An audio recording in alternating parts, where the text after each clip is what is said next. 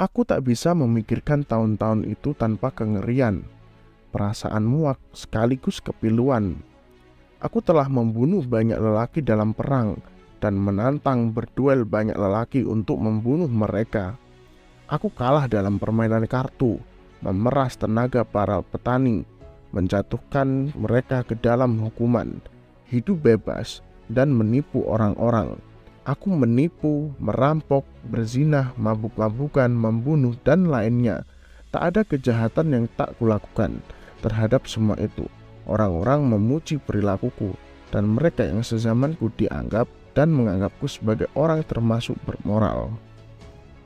Teman-teman, mungkin ungkapan ini terasa getir dan kelam, namun kemudian kita menyadari bahwa ungkapan ini hanya mau menunjukkan kejujuran si penulisnya ketika ia merasa tersesat dalam pencarian makna kehidupan. Ini adalah ungkapan milik Leo Tolstoy dalam karyanya A Confession. Meskipun pendapatnya tentang kehidupan terasa kelam dan pesimis, namun Tolstoy termasuk tokoh yang memikirkan tentang makna hidup secara mendalam.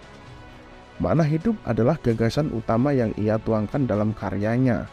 Tolstoy juga mencari dan mengembangkannya dengan membandingkan pemikiran beberapa tokoh filsuf dan tokoh lainnya tentang makna hidup.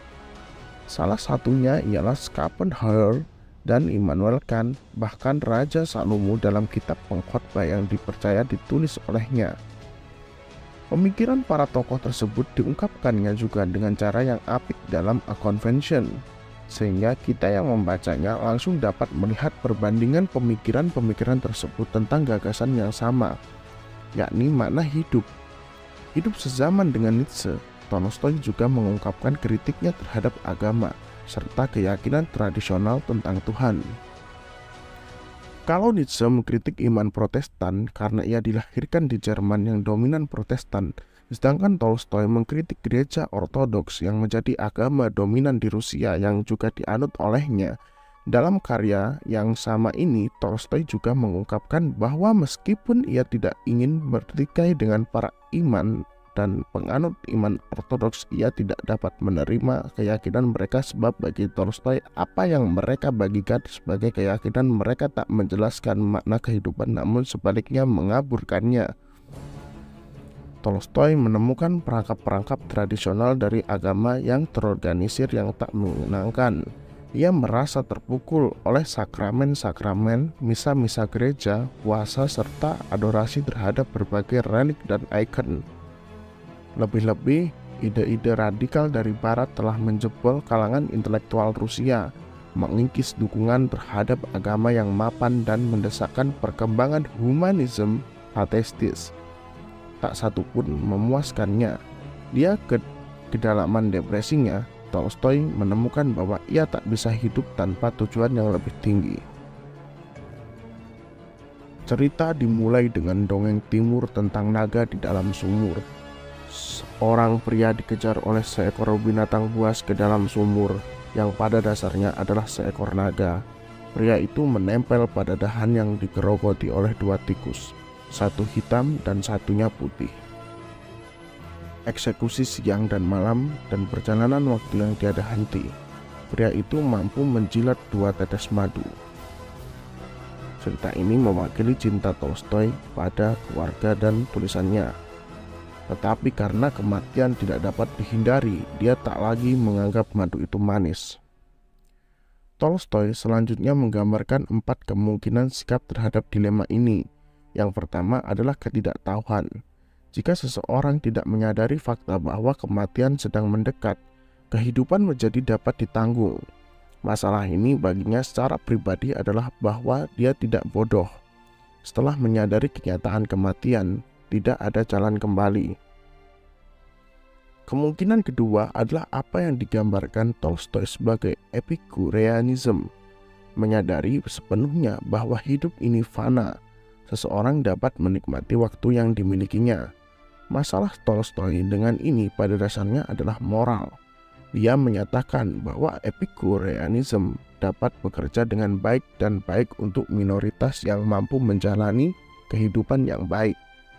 Tetapi seseorang harus kosong secara moral untuk dapat mengabaikan fakta sebagian besar orang tidak memiliki akses ke kekayaan yang diperlukan untuk menjalani kehidupan seperti ini. Tolstoy selanjutnya menyatakan bahwa tanggapan yang paling jujur secara intelektual terhadap situasi tersebut adalah bunuh diri. Di hadapan kematian yang terhindarkan dan asumsi bahwa Tuhan tidak ada, mengapa menunggu? Mengapa berpura-pura bahwa lembah air mata ini berarti apa saja ketika seseorang bisa langsung mengejar? Namun, untuk dirinya sendiri, Tolstoy menulis bahwa dia terlalu pengecut untuk menjawab tanggapan yang paling konsisten secara logis ini. Akhirnya, Tolstoy mengatakan bahwa pilihan keempat yang dia ambil adalah bertahan, hidup meskipun absurd, karena dia tidak mau atau mampu melakukan hal lain. Jadi sepertinya sama sekali tidak ada harapan, setidaknya tanpa Tuhan. Jadi Tolstoy beralih ke pertanyaan tentang keberadaan Tuhan. Setelah putus asa dalam upayanya untuk menemukan jawaban dalam argumen filosofis klasik tentang keberadaan Tuhan, misalnya argumen kosmologis yang beralasan bahwa Tuhan harus ada berdasarkan kebutuhan untuk menganggap penyebab asli dari alam semesta. Tolstoy beralih ke penegasan kehadiran Tuhan yang lebih mistis dan intuitif. Dia menyatakan bahwa begitu dia mengatakan Tuhan adalah kehidupan, hidup sekali lagi dipenuhi dengan makna. Keyakinan ini dapat dibayangkan sebagai lompatan Kierkegaardian.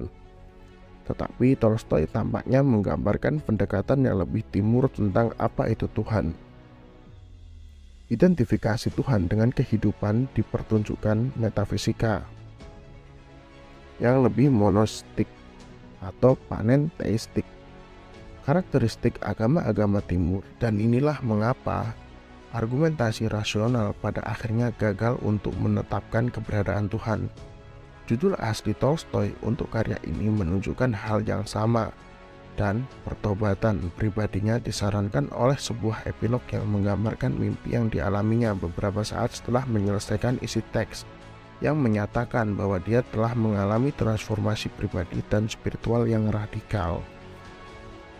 Lahir dalam kehidupan yang makmur di Rusia pada awal abad 19, Leo Tolstoy mencapai kenetaran luar biasa sebagai penulis dengan karyanya Anna Karenina dan War and Peace, serta fiksi-fiksi lain yang mengagumkan.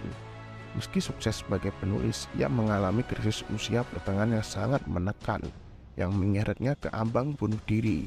Sebagian depresi yang dialaminya tampaknya berasal dari ekses masa mudanya yang suka mabuk-mabukan. Ia adalah pendusta, pencuri, penjudi berat, dan doyan wanita. Namun ia juga seorang tentara yang bertempur dalam perang Krim. Pengalamannya ini dituangkan dalam A Convention. Atas pandangan dan sikapnya, Tolstoy dikucilkan gereja Ortodoks Rusia pada 1901. Namun pada waktu itu tulisan-tulisan religiusnya memberinya reputasi sebagai panutan moral dan orang bijaksana. Orang-orang dari seluruh dunia membanjiri kediamannya, Yasnaya Polyana, di daerah Tula, selatan Moskow. Pada tahun-tahun terakhirnya, Tolstoy meninggalkan kediamannya dan mencoba hidup sebagai orang miskin, pertapa pengelana.